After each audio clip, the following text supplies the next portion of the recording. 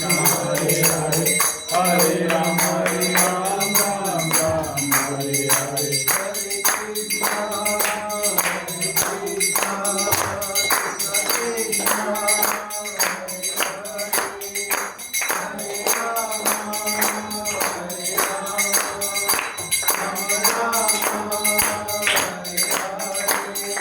Hare Krishna, Hare Krishna, Krishna Krishna, Hare Hare, Hare Rama, Hare Rama, Rama Rama, Hare Hare.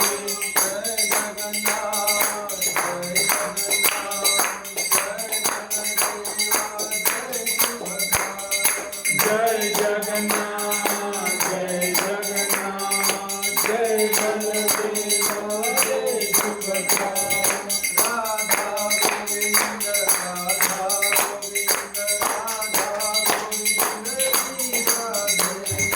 Radha Govinda, Radha Govinda, Radha Govinda, Radha Govinda, Radha Govinda, Radha Govinda, Shri Jai Krishna Balaram, Krishna Balaram, Krishna Balaram,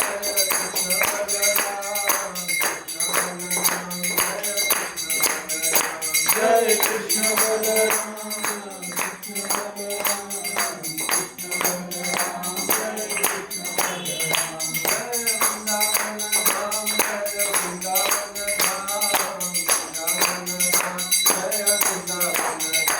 Jai Vrindavan Dham, Jai Vrindavan Dham, Jai Vrindavan Dham,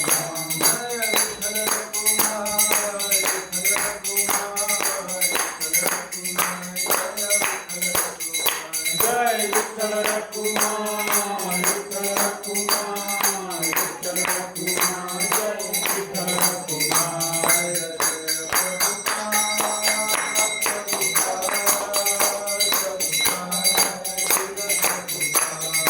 Jai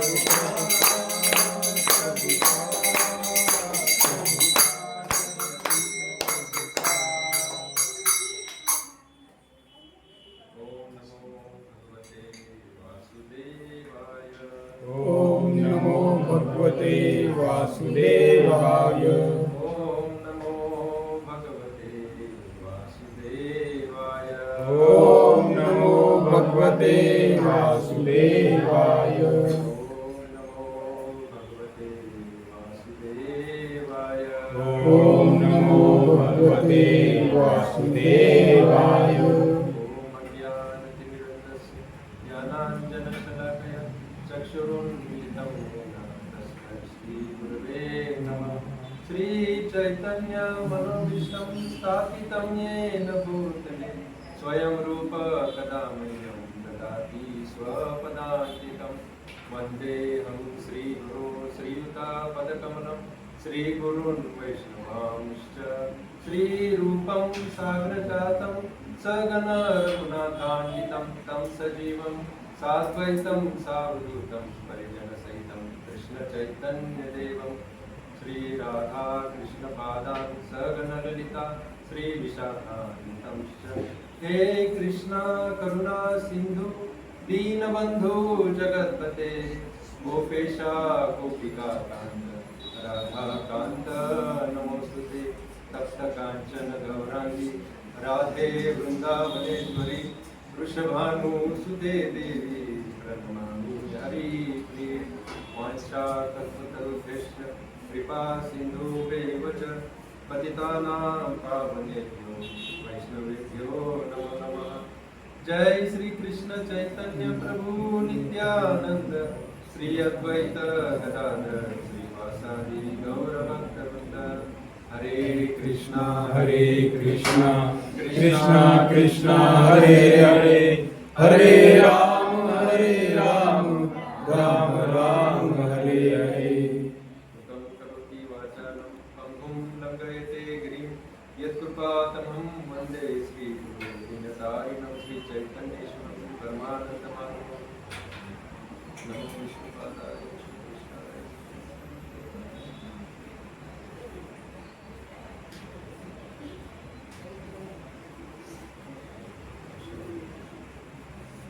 हरे कृष्ण। हा विशेष दिवस आहे यावर्षी 16 जुलै 2026 हा विशेष दिवस आहे. जगन्नाथ रथ यात्रा आहे त्या दिवशी. जगन्नाथपुरीमध्ये पण आहे आणि आपल्या लोणीमध्ये पण आहे. तर या दिवसाचं म्हणजे स्वागत करण्यासाठी आपण सगळे आता उत्सुक आहे. पण ते स्वागतामध्ये आपल्या मनाचा जो काय म्हणतात ओढा पाहिजे तो निर्माण करण्यासाठी आपण मागच्या वेळेस पासून एक कथा सुरू केली, जगन्नाथजींच्या लीलांची कथा. तर ती आपण आज पुढे कंटिन्यू करू. कारण आपण जसं ऐकलंय की जगन्नाथच्या लीला हे अनंत आहे. म्हणजे खूप आपण श्रवण करत बसला तरी त्या संपणार नाही. हरी अनंत, हरिकथा अनंत. तसं तर आपण मागच्या वेळेस काही लीला बघितल्या भक्तांबरोबरच्या. पण आज आपण बघू की जगन्नाथजी हे कसे प्रकट झाले. आता जगन्नाथजी असं बघितलं तर विचित्र रूपे झाले. त्यांना हात नाही, पाय नाही, म्हणजे डोळे पण असे विचित्र, कान नाही, केस नाही. आपण कृष्णाचं रूप बघतो कसं मनमोहक असतं, बासरी बिसरी घेऊन हातामध्ये, त्रिभंग ललित रूप असं कृष्णाचं. पण जगन्नाथजींचं रूप वेगळंच आहे. मग हे रूप आलं कसं काय, याची निर्मिती कशी झाली, रूप कशापासून आलं, असंच रूप कसं तयार झालं, मग याची आपण आज गोष्ट ऐकणार आहोत. आणि त्याच्यामध्ये खूप अशा गोष्टी एकमेकाबरोबर अशा इंटरलिंक्ड गोष्टी आहेत. त्याच्यामुळं 3-4 कथा अशा एकमेकावर अशा मिस झाल्यासारख्या तुम्हाला वाटतील. तर सुरुवातीला वैकुंठ जगत आहे. आता हे आपण जे राहतोय ते भौतिक जगत आहे. आता भौतिक जगत म्हणजे काय, याच्यामध्ये लिव्हिंग बिंग्स आहे, नॉन लिव्हिंग बिंग्स आहे. म्हणजे आपण जे जे प्राणी मात्र आहेत, जे जे प्राणी ज्यांच्यामध्ये जीव आहे त्यांना आपण म्हणतो हे सजीव म्हणजे लिव्हिंग. आणि हे जे टेबल आहे, खुर्ची आहे, फॅन आहे, हे निर्जीव, यांच्यामध्ये जीव नाही. म्हणजे हे काय हलू शकत नाही स्वतःवरून. आपण हलवल्याशिवाय ते जागेवर करोडो वर्ष जरी ठेवलं तरी बेंचितच राहणार, काय हलणार नाही हलवल्याशिवाय. तर अशा प्रकारे ही जी भौतिक सृष्टी आहे, म्हणजे आपण ज्या सृष्टीमध्ये राहतोय, मटेरियल वर्ल्ड, युनिवर्स, ब्रह्मांड, मटेरियल ब्रह्मांड, ही मटेरियल कशासाठी म्हणतो आपण, कारण त्याच्यामध्ये सजीव आणि निर्जीव आहे. पण वैकुंठ जगत मध्ये ना, वैकुंठ जगत मध्ये काय होतं, सगळ्याच गोष्टी सजीव आहे. म्हणजे वैकुंठ जगत मध्ये टेबल जरी असेल एखादा, तो पण सजीव असतो, त्याला पण विचार करण्याची क्षमता असते. एखादं म्हणजे कुठल्या पण गोष्टी असो, फुल असेल किंवा असं झाड असेल, ते झाड सुद्धा विचार करू शकतं. आणि ते विचार काय करतात माहितीये का, वैकुंठामध्ये जसे पक्षी म्हणजे भुंगे वगैरे हे जे आहेत, हे विचार काय करतात, म्हणजे त्यांच्यामध्ये विचार करण्याची क्षमता आहे. आता आपण इथं बघतो झाडांना विचार करण्याची काही क्षमता नाही, पक्षी पण जास्त काही विचार करू शकत नाही, त्यांचं लिमिटेड विचार करण्याची क्षमता आहे, आहार निद्रा भय मैथून. पण वैकुंठ जगतामध्ये तसं नाही. वैकुंठ जगतामध्ये हजारो प्रकारचे प्राणी आहेत. जसं आपण इथं म्हणतो 84 लक्ष योनी. पण हे आले कुठे, विविधता आली कुठून, ही विविधतेचा मूळ स्रोत आहे वैकुंठ जगत. आणि वैकुंठ जगतामध्ये खूप विविधता आहे, म्हणून तर इथं विविधता दिसते आपल्याला या जगामध्ये. नाही तर आपल्याला असं वाटतं की या जगामध्ये विविधता आहे आणि हे जग आपण नाकारलं की निराकार मध्ये आपण जाऊन बसणार, तिथं काही विविधता नाही, असे ती बऱ्याच जणांची भ्रांत असते, भ्रामक कल्पना असते. पण तसं नाही, वैकुंठामध्ये सगळं सजीव असतं. म्हणजे झाडं पण तिथं विचार करू शकतात, पक्षी पण विचार करू शकतात, सगळे लेवलवर एकच लेवलवर विचार करतात. आणि त्यांचा विचार काय असतो, त्यांचा विचार असतो भगवंताची सेवा कशी करायची. वैकुंठामध्ये ना एक म्हणतो ना आपण, एक पुरुष तसं पाहिलं की ह्या जगामध्ये पण पुरुष एकच आहे. या सगळ्या सृष्टीमध्ये वैकुंठ जगत म्हणा किंवा ही सृष्टी म्हणा, याच्यामध्ये एकच पुरुष आहे. आपण सगळे बाकीची जी प्रकृती आहे पुरुषाची आहे ना, ती एनर्जी आहे, ती प्रकृती आहे आपण सगळे. तर अशा प्रकारे वैकुंठामध्ये आणि या जगामध्ये फरक असा आहे की वैकुंठ जगामध्ये जे पूर्ण पुरुषोत्तम भगवान विष्णू नारायण हे जे रूप आहेत तिथं सगळ्या लोकांना माहिती आहे हे पुरुष आहे, यांची मी सेवा केली पाहिजे. त्यांची सेवेमध्येच माझा आनंद आहे. सेवा परमो धर्म, हा माझा धर्म आहे सेवा करणे. आणि या जगामध्ये काय होतं ना, या जगामध्ये ती संकल्पना नाही. या जगामध्ये काय ना, सगळ्यांना वाटतं मी मला केलं, मीच परमेश्वर आहे. ते काही केलेलं असतं ना टी शर्टवर, कभी कभी लगता है आपणच भगवान आहे, असं काही पण. म्हणजे सगळे लोक स्वतःला भगवान समजतात. त्याच्यामुळे काय होतं ना या जगामध्ये की असे खूप सेंटर्स असे तयार होतात। वैकुंठ जगामध्ये एकच सेंटर ऑफ अट्रॅक्शन ते म्हणजे श्रीकृष्ण, सर्वाकर्षक श्रीकृष्ण। पण या जगतामध्ये, भौतिक जगतामध्ये सगळ्यांना वाटतं मी सेंटर ऑफ अट्रॅक्शन, सगळ्या पृथ्वीचं सेंटर मीच आहे असं सगळ्यांना वाटत असतं। ते पॉसिबलमुळे होतं ते। त्याच्यामुळे काय होतं, याच्यामध्ये इथं युनिटी नाही, पण वैकुंठ जगतामध्ये लय युनिटी, आणि युनिटी असल्यामुळे ना तिथं खूप शांती पण आहे। युनिटीमध्ये ना कधी पण शांती असते, तर तिथे अँझायटी नसते। वैकुंठाचा अर्थच आहे तिथे अँझायटी। आता इथे अँझायटी काय आहे, अरे मला लोकांनी जायला पाहिजे, माझ्या लोकांनी सेवा केली पाहिजे, मला लोकांनी भाव दिला पाहिजे, अशा प्रकारे सगळे लोक असा विचार करतात। मग ती युनिटीच नाही, सगळ्यांना वाटतं माझं माझं माझं माझं। पण तिथं एकदम क्लिअर कट आहे, तिथं सगळ्यांना भगवंत श्रीकृष्णाची सेवा करायची, आणि तिथं सगळे लोक त्याच उद्देशाने असतात, त्याच्यामध्येच त्यांचा आनंद असतो, आणि त्याच्यामध्ये त्यांना सगळं भेटतं, आनंद सगळं ते श्रीकृष्णाच्या कृपेने सगळं भेटतं त्यांना। तर अशा वैकुंठ जगातमध्ये लक्ष्मीनारायण असतात। आता वैकुंठामध्ये जसं ह्या भौतिक ब्रह्मांडामध्ये विविध विविध असे ग्रह असतात, विविध आपण म्हणतो मिल्की वे आणि वेगवेगळे ब्रह्मांड वगैरे असं म्हणतो, तसं वैकुंठ जगतामध्ये ग्रह असे। वैकुंठ जगतामध्ये इथं असं फरक, अजून एक फरक असा आहे की हे जे जगत आहे हे अंधकारमय आहे। इथं सूर्य नसेल आणि चंद्र नसेल ना, इथं उजेड पडणार नाही। पण वैकुंठ जगतात तसं नाही, तिथं सूर्याची पण गरज नाही, चंद्राची पण गरज नाही। तिथं जे ग्रह आहेत ते स्वयंप्रकाशित आहेत, त्यांना काय वेगळ्या सूर्याची गरज नाही, स्वयंप्रकाशित आहे। न तत् भासयते सूर्यो न शशांको न पावक यत् गत्वा न निवर्तते तत् धाम परमम। श्रीकृष्ण भगवद्गीतेत असं वर्णन करतात वैकुंठाचं, की असं स्थान आहे की जिथं म्हणजे प्रकाशाची गरज नाही, न तत् भासयते सूर्यो, सूर्याची गरज नाही, न शशांको, चंद्राची पण गरज नाही, न पावक, विजेची गरज नाही, अग्नीची पण गरज नाही, कशासाठी, उजेडासाठी। आणि असं जे वैकुंठ जगत आहे ते माझं धाम आहे, असं श्रीकृष्ण भगवंत जेव्हा द्वारकेमध्ये गेले, त्यांचं 16,108 बायकांशी लग्न पण झालं। त्याच्यानंतर सुद्धा भगवंताला आपल्या वृंदावनचे जे भक्त आहेत त्यांची खूप आठवण यायची, आणि बऱ्याचदा झोपेमध्येच ते गोपी गोपी हे राधे असं झोपेमध्येच म्हणायचे भगवंत। म्हणजे जसं वृंदावनातल्या भक्तांना भगवंताची आठवण यायची, तसं भगवंताला सुद्धा पण वृंदावनच्या भक्तांची आठवण यायची। आणि मग हे बघून आहे ना, त्या ज्या राण्या आहेत त्या राण्यांना असं वाटतं रुक्मिणी आहे, सत्यभामा आहे, जांबवती, 16,108 अशा त्यांच्या बायका, त्यांची एवढी सेवा राहायची, भगवंताची एवढी सेवा करायची। त्यांना असं वाटायचं की आपल्या भक्तीमध्ये, आपल्या सेवेमध्ये काय कमतरता आहे की आपल्याला विसरून भगवंत म्हणजे या गोपींचं, या राधा राणीचं एवढं ध्यान करतात। म्हणजे रात्री शयनगृहात सुद्धा जेव्हा मी झोपलेले असते, भगवंत झोपलेले असतात, भगवंत मध्येच म्हणतात हे राधे, हे गोपी, हे सुदामा, हे श्रीधामा, हे म्हणजे अशा प्रकारे आपल्या मित्रांना, हे यशोदा मैया, अशा प्रकारे आपल्या मित्रांना, आई वडिलांना, गोपींना, राधाला भगवंत एवढं करतात। काय असं गोपींमध्ये काय आहे असं की जे आम्ही भगवंताला देऊ शकत नाही? आता बघा, द्वारकेतले राणे हे पण परिपूर्ण आहेत, त्यांची भक्ती ही ऐश्वर्य भावातली भक्ती, आणि वृंदावन मधले ते तर परिपूर्ण आहेत, त्यांची भक्ती ही माधुर्य भक्ती। हा फरक आहे थोडा त्याच्यामध्ये, माधुर्य भक्ती, ऐश्वर्य भक्ती आपण नंतर बघू काय आहे ते।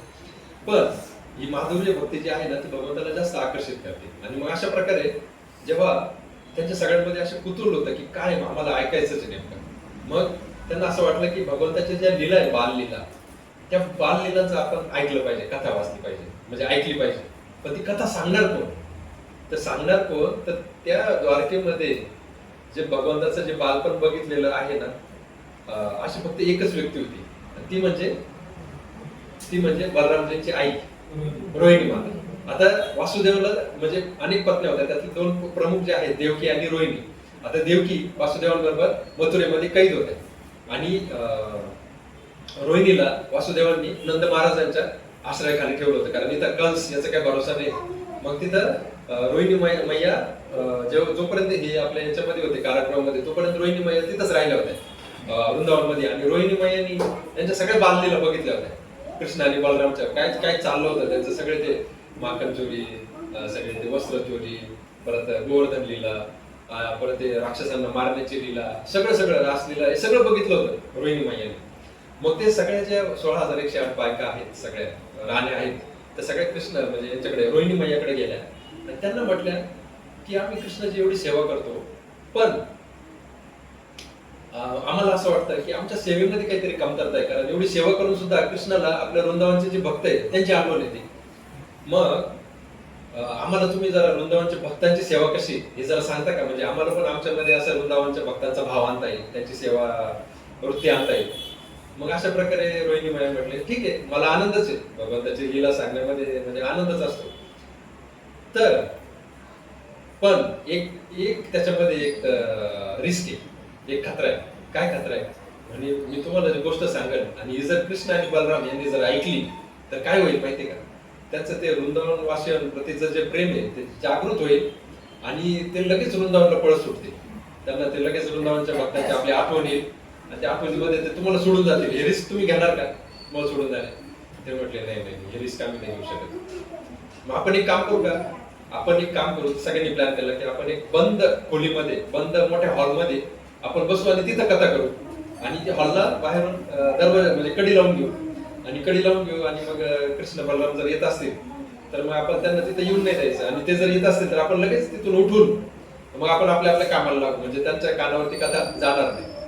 अशा प्रकारे त्यांचं ठरलं. ठीक आहे, मग असं ठरलं तर मग ते म्हटले की बाहेर आपल्याला दारावर कोणतरी ठेवावं लागेल आपल्याला सांगण्यासाठी कृष्ण बलराम येत आहेत म्हणून. मग त्यांनी काय ठरवलं की कृष्ण बलराम यांची जी बहीण आहे सुभद्रा, त्या सुभद्राला तिथं दरवाजावर ठेवायचं आणि सुभद्राला सांगितलं की कृष्ण बलराम जर आले की आम्हाला लगेच संकेत कर, आम्ही लगेच कथा थांबू इथं. असं ठरलं त्यांचं. मग तिथं ते मोठ्या हॉलमध्ये सगळ्या राण्या बसल्या. रोहिणी माता त्यांना कृष्णाची लहानपणापासून बालपणीची सगळ्या कथा सांगायला सुरुवात केली. आणि इथं सुभद्रा मैया ती बाहेर राहून तिला कसं राहणार, इथं कथा चालू आहे. सुभद्रा मैया खूप लहान आहे आणि सुभद्रा मैया पण जेव्हा कृष्ण बलराम होते तेव्हा सुभद्रा मैया काय त्या लिलेमध्ये नव्हती. मग सुभद्रा मैयाला पण ऐकायची उत्सुकता होती ना, काय झालं माझे भाऊ काय. मग ती पण असं कानावून ऐकत होती, मग तिला पण ते ऐकू जात होती. ती सगळी अशी मंत्रमुग्ध झाली होती कृष्णाची लीला ऐकून, कृष्णाची कथा ऐकून. आता इकडे कृष्ण आणि बलराम सुधर्मा सभेमध्ये त्यांचं ते राज्यकारभार बघत होते. त्यांना कळलं की सगळ्या आपल्या राण्या कुठेतरी जाऊन काहीतरी करतायत. मग काय करतायत तर मग त्यांनी ते म्हणजे माहिती काढली तर त्यांना कळलं की इथं कथा चालू आहे.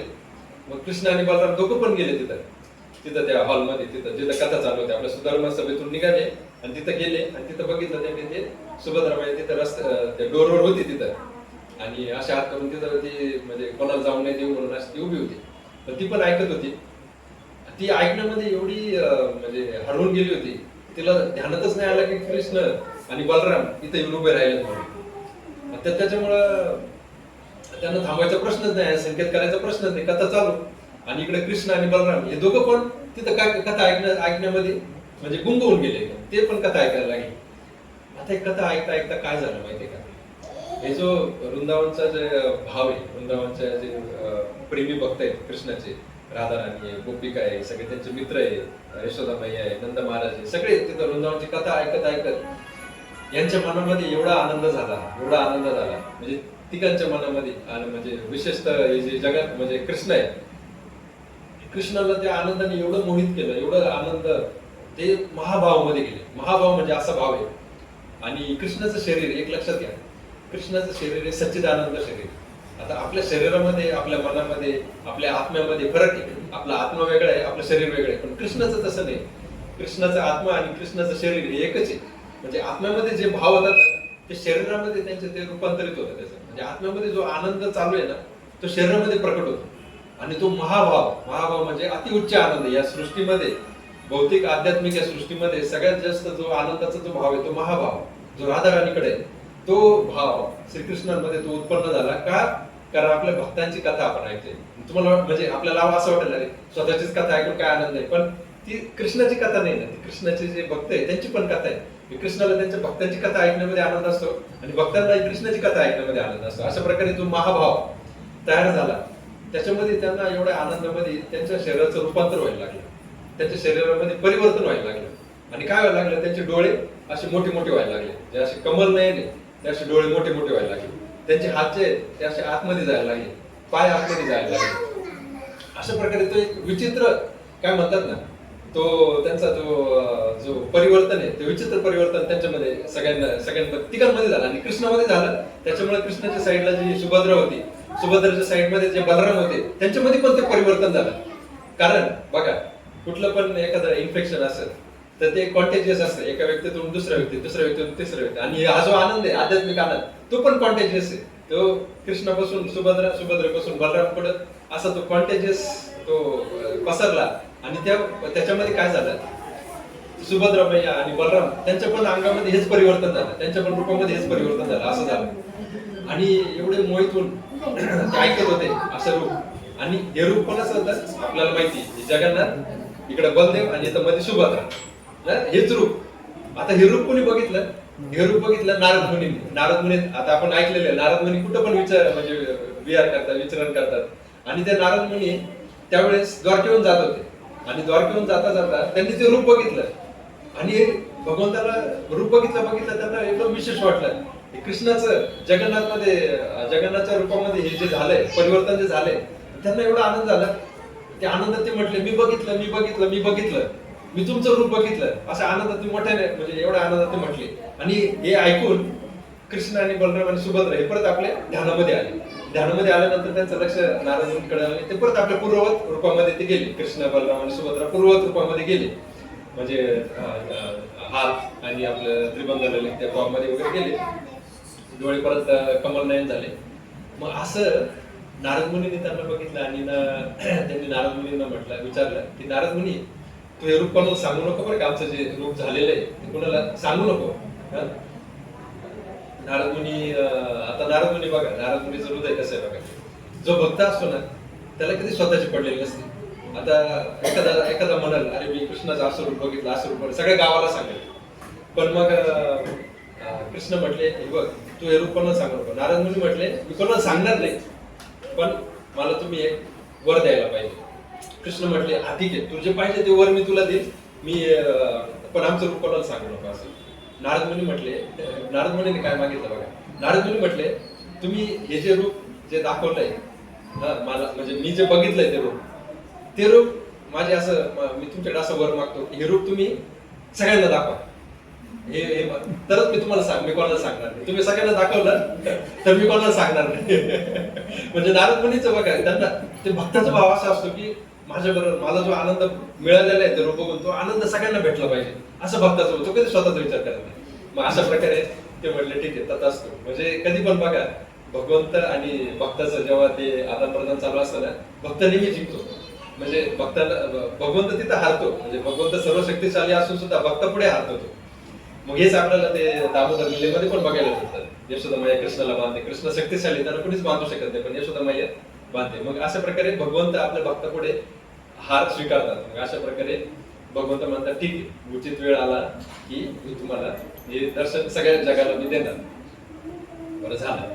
मग आता आपण परत ह्या गोष्टीकडे येतो. आता हे नारद मुनी गोष्ट सांगत होते इंद्रद्युम्न महाराज आणि गुंडीच्या माता राणीला. तर मग ही नारद मुनींनी सांगितलं, हे तेच रूप आहे. भगवंतांनी मला असे म्हणजे वर दिलं होतं की हे रूप मी सगळ्या जगाला दाखवणार. आणि भगवंतांनी हे रूप आता दाखवलंय, सगळ्या जगाला दाखवलेलं आहे. हेच ते रूप आहे. भगवंतांनी माझी इच्छा पूर्ण केली. म्हणजे नारद मुनी, आणि तिथं ते ऐकून मग यांचा जो विलाप चालू होता की आमच्यामुळे अपूर्ण राहील, त्यांना परत आनंद झाला. त्यांना कळलं की हे परिपूर्ण रूप आहे आणि हे पूर्ण ब्रह्म रूप आहे. तर त्याच्यामुळे त्यांना एवढा आनंद झाला की ते म्हटले, वा वा नारद मुनी, तुमचे खूप धन्यवाद, तुमच्यामुळे आम्हाला याचं रहस्य कळलं, हे काय रहस्य आहे ते. मग अशा प्रकारे हे त्यांना कळलं. आणि मग हे अशा प्रकारे जगन्नाथ, बलदेव आणि सुभद्रा या भूतलावर आले. कधी आले? नीलमाधव गेले आणि तेव्हा हे आले. आता ब्रह्माजीचे पहिले 50 वर्ष, आता ब्रह्माजी 100 वर्ष जातात. आता आपण ब्रह्माजीचा एक दिवस बघितला, एक रात्र बघितली, असं एक दिवस आणि एक रात्र. म्हणजे असे ब्रह्माजीचे एका महिन्यामध्ये 30 दिवस असतात, एका वर्षामध्ये 12 महिने असतात. म्हणजे ब्रह्माजींचं बघा बरं का, एक वर्ष एवढा मोठा. आणि असे ब्रह्माजी 100 वर्ष जगतात. आता असं आहे की ब्रह्माजींचे पहिले 50 वर्ष जे आहेत त्यावेळेस जे नीलाचल जे धाम आहे, आपण त्याचं वर्णन करतोय, तिथे नीलमाधवचं रूप तिथे असतं. नीलमाधव तिथं स्थापित असतात. पण ब्रह्माजींचे दुसरे 50 वर्ष जे आहे ना, दुसरे 50 वर्ष जगन्नाथ, बलदेव, सुभद्रा तिथं दर्शन देणार. म्हणजे त्याचे स्थान आहे, आपण बघितलं प्रलयामध्ये पण नष्ट होत नाही. पण तिथे ब्रह्माजींचे पहिले 50 वर्ष नीलमाधव, दुसरे 50 वर्ष जगन्नाथ, बलदेव, सुभद्रा. त्याच्यामुळे आपल्याला माहिती आहे ब्रह्मदेवचं आताचं वय किती आहे? 51 वर्ष. कारण आता नीलमाधव गेले आणि हे आले, जगन्नाथ आले. त्याच्यामुळे 51 वर्ष 50 वर्ष झाले ब्रह्माजींचे आता पूर्ण. तर मग आता हे रूप आलं, आता रूपची प्राणप्रतिष्ठा करायची. तशा प्रकारे आता हे जगन्नाथजी ते ओढण्यासाठी पण यांना भक्त लागतात. त्यांचे घडवण्यासाठी पण दैवी शिल्पकार लागतात. मग आता त्यांची प्राणप्रतिष्ठा करण्यासाठी मग आता भूतलावरचे ब्राह्मण चालणार नाही. मग आपण काय करू, आपण ब्रह्मजींना सांगू, ब्रह्मजी तुम्ही या आणि तुम्ही यांची प्राणप्रतिष्ठा करा. आणि जसं लक्ष्मी देवींनी ब्रह्मजींना सांगितलं होतं की तुम्ही यांची मदत करा, इंद्रजुम्न महाराजांची तुम्ही मदत करा. मग अशा प्रकारे ते गेले ब्रह्मलोकामध्ये ब्रह्मजींना इन्व्हिटेशन देण्यासाठी की तुम्ही या, आम्ही भगवंतासाठी मंदिर पण बांधलेलं आहे आणि आम्ही भगवंताला इथं प्राणप्रतिष्ठित करू इच्छितो, तर तुम्ही प्राणप्रतिष्ठेसाठी तुम्ही या, पूजा करण्यासाठी तुम्ही या. मग अशा प्रकारे ते गेले ब्रह्मलोकामध्ये. आता ब्रह्मलोक, आता जे 14 भुवन आपण म्हटले, 14 लोक, त्याच्यामध्ये पृथ्वी आहे 7व्या नंबरवर आहे. आता ब्रह्मलोक हे 1 नंबरवर आहे आणि ब्रह्मदेव आहे ते ब्रह्मलोकामध्ये राहतात, ब्रह्म सत्य लोकामध्ये. मग अशा प्रकारे आता एक गोष्ट आहे आणि ती गोष्ट अशी की ब्रह्मदेवाचा एक क्षण म्हणजे पृथ्वीवरचे हजारो वर्ष असं असतं, असं ते गणित आहे. तर अशा प्रकारे जेव्हा ते ब्रह्मलोकामध्ये गेले ना आणि ब्रह्मजींना सांगितलं की तुम्ही या आणि पृथ्वीवर तुम्ही भगवंताची प्राणप्रतिष्ठा करा. आता मग तिथे गेल्यानंतर ब्रह्मजी थोडे बाकीच्या कामामध्ये व्यस्त होते. थोडा वेळ गेला, तिथं थांबावं लागला तिथं त्यांना, इंद्रजुम्न महाराजांना, गुंडीच्या देवींना आणि नारद मुनींना. तिथं मग ते थांबले थोडा वेळ आणि ब्रह्मजी जेव्हा फ्री झाले तेव्हा ब्रह्मजींनी त्यांच्याकडे त्यांना विचारलं काय कशी सेवा करू. ते म्हटले की भगवंत आपल्या जगन्नाथ रूपामध्ये आता पृथ्वीवर अवतरित झाले, नीलाचल धामामध्ये प्रकट झाले, तर त्यांचं प्राणप्रतिष्ठा करण्यासाठी तुम्ही आता पृथ्वी तलावर आमच्या बरोबर चला. तर ब्रह्मदेव म्हटले एकदम आनंदी, मी म्हणजे लक्ष्मी देवीला म्हणजे हेच दिलेलं आहे, वचनच दिलेलं आहे की मी तिथं तुम्हाला सहकार्य करणार. त्याच्यामुळे ब्रह्मदेव ते न्यायला निघाले. पण ब्रह्मदेव म्हटले बघा तुम्ही आता पृथ्वीवरून इकडे आलेले, आता इथं 1 मिनिट किंवा 1 वर्ष तुम्ही जर घालवलं तर पृथ्वीवर तिथं करोडो वर्ष निघून गेलेले आहेत. आणि हा जो सिद्धांत आहे ना आपल्या वेदांमध्ये खूप पूर्वी सांगितलेला आहे आणि हाच जो सिद्धांत आहे तो आईन्स्टाईनने आता प्रूव्ह केलेला आहे. म्हणजे आईन्स्टाईन मध्ये थिअरी ऑफ रिलेटिव्हिटी मध्ये आईन्स्टाईनने काय सांगितलेलं आहे की तुम्ही विजेच्या वेगाने जेव्हा प्रवास करणार ना, तर विजेच्या वेगाने जेव्हा तुम्ही प्रवास करणार तेव्हा तुमचा जो टाइम आहे ना, टाइम फॅक्टर, तो तुमच्यासाठी वेगळ्या रूपात काम करणार. म्हणजे आता सपोज तुम्ही आता पृथ्वीवर एक नॉर्मल स्पीड आहे काहीतरी, पण तुम्ही जर विजेच्या स्पीडने जर सपोज 2 दिवसामध्ये तुम्ही विजेच्या स्पीडने जाऊन परत पृथ्वीवर आले, तर पृथ्वीवर त्या काळामध्ये त्या 2 दिवसामध्ये हजारो वर्ष निघून गेलेले असते. तुमचे 2च दिवस झाले, तुम्ही 2 दिवसांनीच म्हातारे झाले, पण पृथ्वीवर हजारो तुमचे खूप पिढ्या पण निघून गेलेले आहेत. अशा प्रकारे तो आईन्स्टाईनने ते म्हणजे फिजिक्स मध्ये पण ते प्रूव्ह झालेले आहे. पण आपल्या वेदांमध्ये बघा कधी सांगितलेले तेव्हा प्रकाशाच्या वेगाने, प्रकाश वर्ष, तर ते आपल्या वेदांमध्ये आधीच सांगितलेले आहे. तर त्याच्यामुळं ते जेव्हा ब्रह्माजी म्हटले बघा आता तुम्ही माझ्याकडे आले, तुम्हाला इथे येऊन फक्त थोडा काही क्षण झालेला, अर्धा दिवस झालेला आहे, तुमचं आयुष्य जास्त काही पुढे गेलं नाही, पण त्या काळामध्ये पृथ्वीवर करोडो वर्ष निघून गेले. आपण परत गेलो ना पृथ्वीवर, आपल्याला परत ते लोक दिसणार नाही, जे लोक तुम्ही सोडून आले ते लोक परत दिसणार नाही. ठीक आहे, मग ते आले पृथ्वीवर आणि तसंच झालं. ते आता इंद्रजुम्न महाराजांच्या ज्या पुढच्या पिढ्या होत्या त्या पिढ्यांचं म्हणजे पुढच्या पिढ्याने ते पुढचे जे राजे होते त्यांना पिढी नव्हती, त्यांना मुलगा नव्हता, पण ते पुढचे राजे होते ना, ते राजांचं तिथं तेव्हा वावर होता. आणि मग हे जेव्हा गेले तिथं तेव्हा मंदिर तसंच होतं, मंदिर जेव्हा बांधलं होतं, कारण ते विशिष्ट मंदिर आहे. आणि तिथं जगन्नाथजींची म्हणजे जी काळजी घ्यायची तिथले ते राजे घेत होते, जे काय आताचे जे राजे होते. मग ते राजांनी आधी यांना विरोध केला की तुम्ही कोण काय, मग यांनी म्हणजे समजून सांगितलं त्या राजांना, त्या राजांना पण समजलं. आणि मग अशा प्रकारे मग तिथं ब्रह्माजींनी भगवंताची मोठ्या याच्यामध्ये म्हणजे खूप धुमधडाक्यामध्ये खूप ऐश्वर्यशाली तिथं प्राणप्रतिष्ठा केली. भगवंताने तिथं मंदिरामध्ये प्रॉपरली तिथं एस्टॅब्लिश केलं. आणि अशा प्रकारे मग तिथून पुढं भगवंताची पूजा तिथं आता सुरू झाली. आता याच्यामध्ये करोडो वर्ष निघून गेले. आता आपण ऐकलंय पहिलं जे मन्वंतर होतं, त्या मन्वंतरात इंद्रजुम्न महाराज, पण आता त्याच्यानंतर करोडो वर्ष निघून गेले, म्हणजे भरपूर इथं वर्ष निघून गेले. तर अशा याच्यामध्ये नंतरच्या काळामध्ये जेव्हा ते आले, म्हणजे बघा एक गोष्ट खूप महत्वाची, जर कुणी विचारलं की हे जगन्नाथ मंदिर किती जुनं आहे किंवा जगन्नाथजींचे विग्रह किती जुने आहेत, त्याला काही मोजमापच नाही, आपण सांगू शकत नाही. म्हणजे जर आता हे उत्खनन वगैरे जे आर्किओलॉजिकल डिपार्टमेंट आहे तिथे जाऊन सांगतात हे मंदिर एवढं जुनं आहे किंवा हे विग्रह एवढे जुने आहे. आता विग्रह तर चेंज होत राहतात, नवकलेकरण होत असतं त्यांचं, पण मंदिराच्या बाबतीत ते म्हणू शकतात. 1000 वर्षापूर्वीचं आहे, 1200 वर्षापूर्वीचं आहे, 500 वर्षापूर्वीचं आहे. पण तसं नाहीये. हे जे आहे हे धाम हे इटर्नली हे तर कधी नष्ट होत नाही. आणि या धामामध्ये जी काही निर्मिती झालेली आहे मंदिराची वगैरे ती पण इटर्नल आहे आणि भगवंत पण इटर्नल आहे. म्हणजे त्याची आपण काही गणनाच करू शकत नाही आणि आपल्याला ह्या मटेरियल बुद्धीला आपल्याला ते समजू शकत नाही. त्याच्यामुळं हे किती जुनं आहे काय आणि त्याचा तर्क करण्याची गरजच नाही आपल्याला.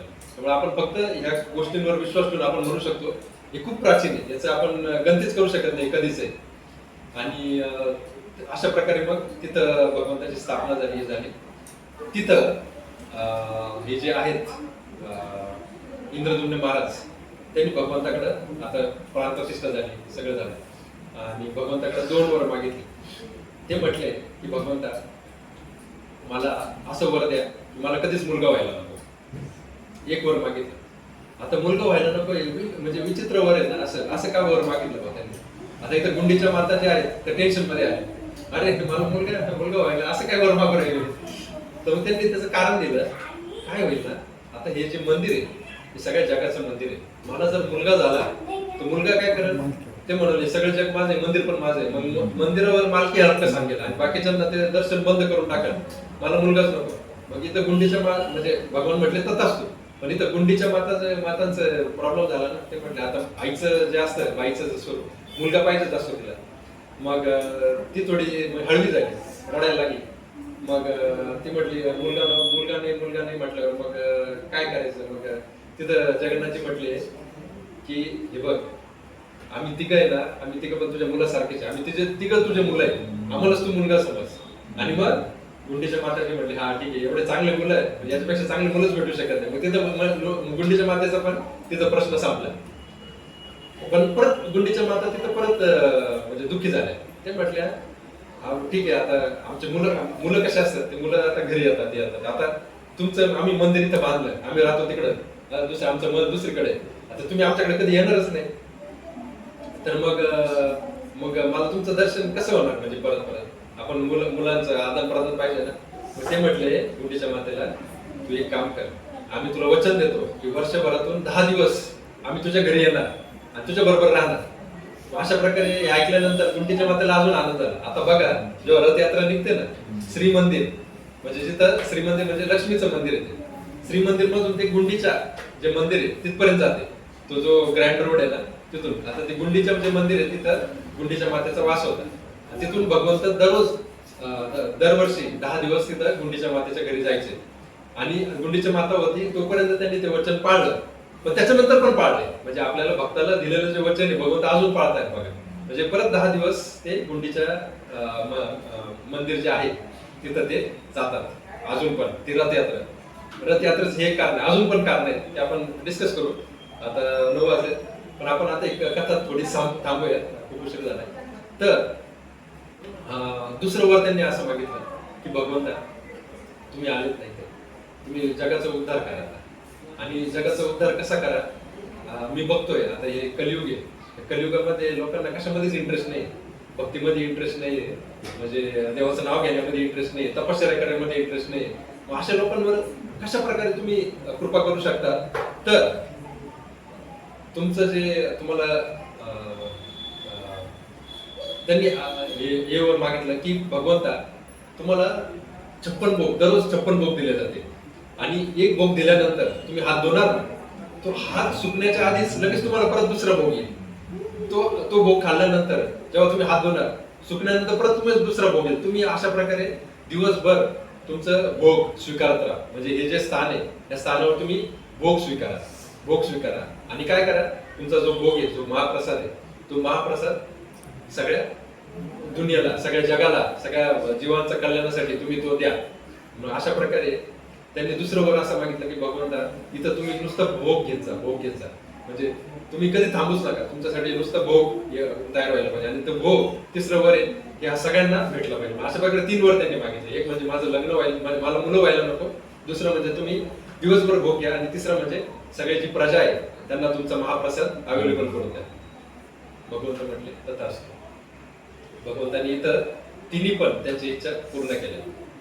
आता आपण पहिली स्टोरी बघितली होती बघा, पार्वती माया काय म्हटली होती, मला तुमचा उच्चिष्ट नाही भेटलं, प्रसाद नाही भेटलं. भगवंत म्हटले तुझी इच्छा पूर्ण करेल. पार्वती माय दुसरं परत म्हटली होती माझ्या सगळ्या मुलांना भेटला पाहिजे. भगवान म्हणे ती पण इच्छा पूर्ण करणार. मग भगवंतांनी ही जी संधी आहे जगन्नाथ रूपातली तो जो वर दिला होता ते पूर्ण करण्यासाठी ही साधली. आणि मग इथं तुम्ही जगन्नाथ मंदिर मध्ये गेला ना, आधी भगवंताला भोग लागतो. भगवंताला जो भोग लागतो तो त्याच्या बाजूलाच डाव्या साईडला बिमला देवीचं मंदिर, बिमला देवी म्हणजे पार्वती माता, पार्वती मातेला परत तो भोग लागतो. म्हणजे भगवंतांनी आपला सगळा भोग पार्वती मातेला देतात.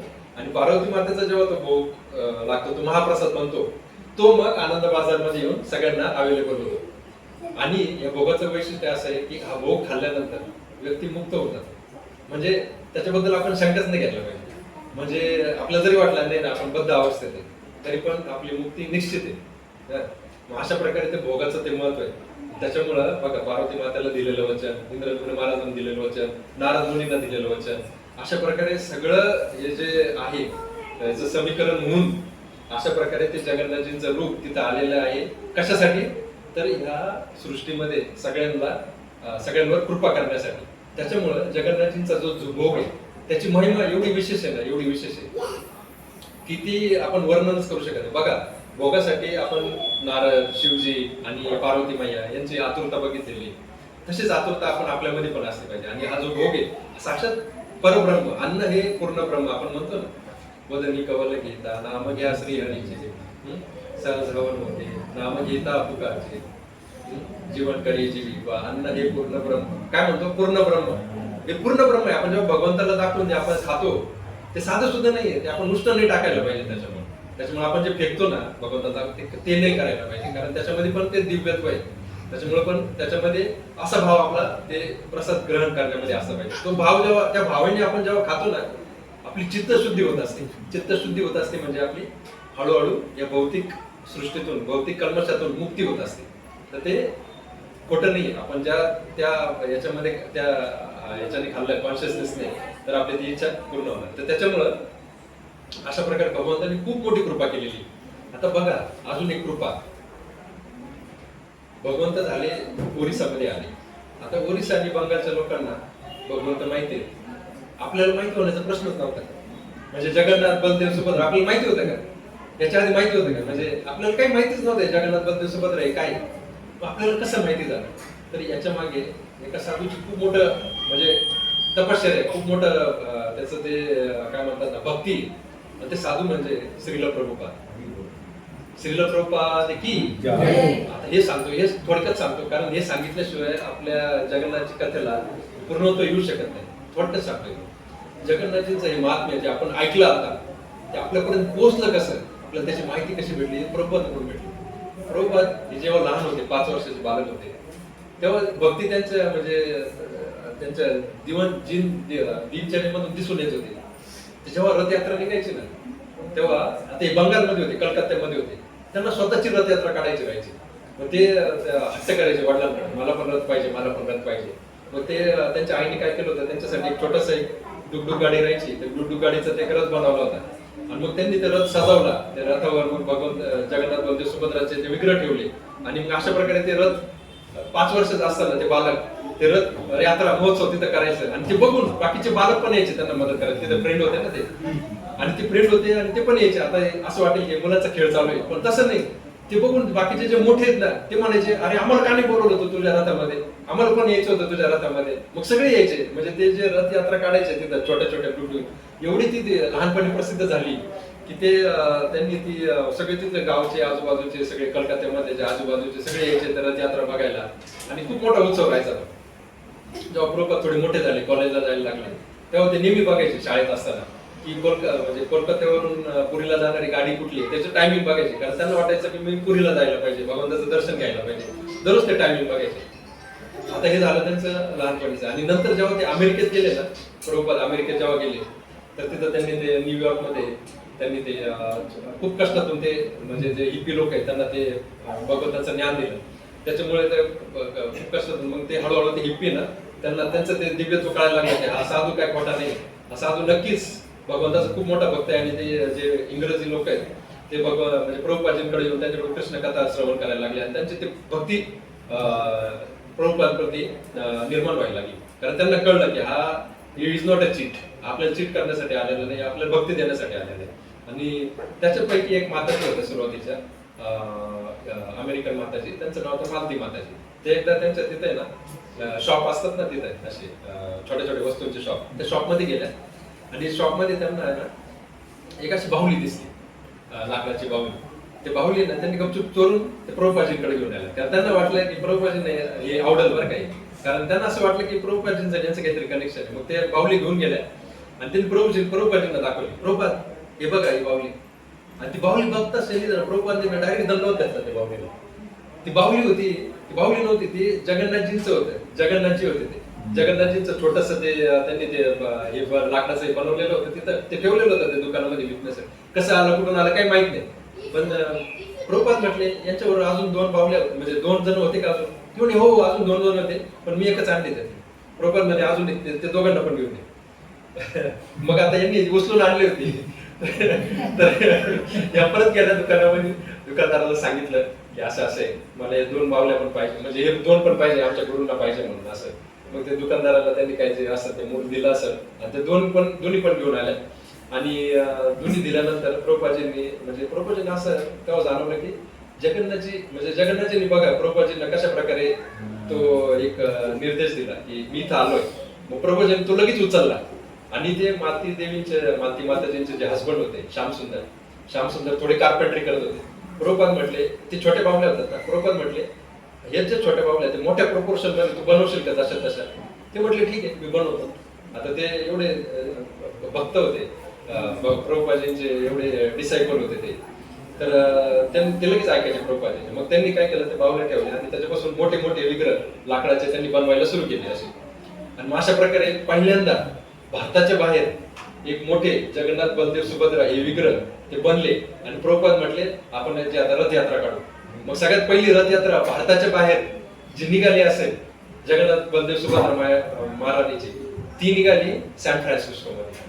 सॅन फ्रान्सिस्को या गावामध्ये भारताच्या बाहेर, भारत खंडाच्या बाहेर जगन्नाथ बलदेव सुभद्रा मायाची पहिली रथयात्रा निघाली.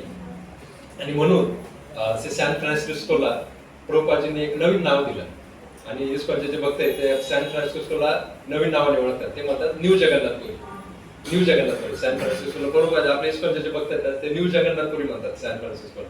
अशा प्रकारे ती रथयात्रा निघाली आणि तिथून जो प्रवास सुरू झाला जगन्नाथजींचा. आता जगन्नाथजी बघा दर्शन देण्यासाठी तिकडे गेले, तिकडच्या लोकांवर कृपा करण्यासाठी. आपण मागच्या वेळेस ऐकलं होतं की जगन्नाथजी किती कृपाळू आहेत. जे लोक जगन्नाथजींकडे जात नाही दर्शन घेण्यासाठी, जगन्नाथजी त्यांच्याकडे जातात. म्हणजे जे भौतिक रोगाने ग्रस्त आहेत अशाकडे जगन्नाथजी जातात. आणि मग जगन्नाथजी तिथं गेले आणि मग जगन्नाथजींनी तिथून पुढे मग ते थांबलेच नाही. मग तिथे लंडन मध्ये रथयात्रा, पॅरिस मध्ये रथयात्रा, ऑस्ट्रेलियामध्ये रथयात्रा, सगळ्या युरोप खंडामध्ये रथयात्रा, साऊथ अमेरिकामध्ये रथयात्रा, आफ्रिकामध्ये रथयात्रा, सगळ्या सुरू झाल्या. भारतामध्ये पण जिथं जिथे इस्कॉन मंदिर आहे तिथं रथयात्रा होतात. आणि तीच रथयात्रा आहे ती आपण लोणीमध्ये आता 16 जुलैला आणणार आहोत.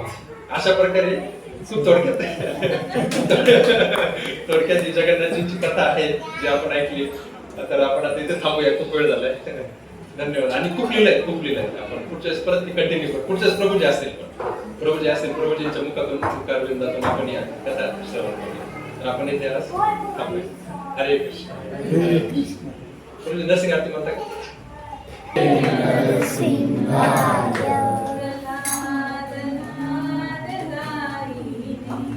प्रल्हाद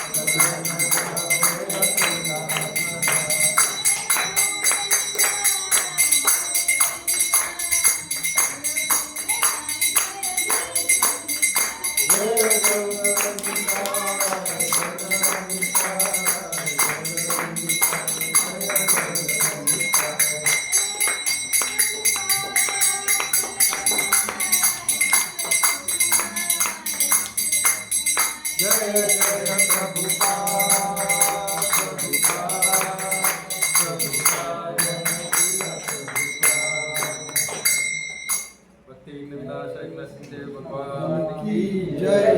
श्रीमती प्रल्हाद महाराज की जय। श्रील प्रभुपाद की जय।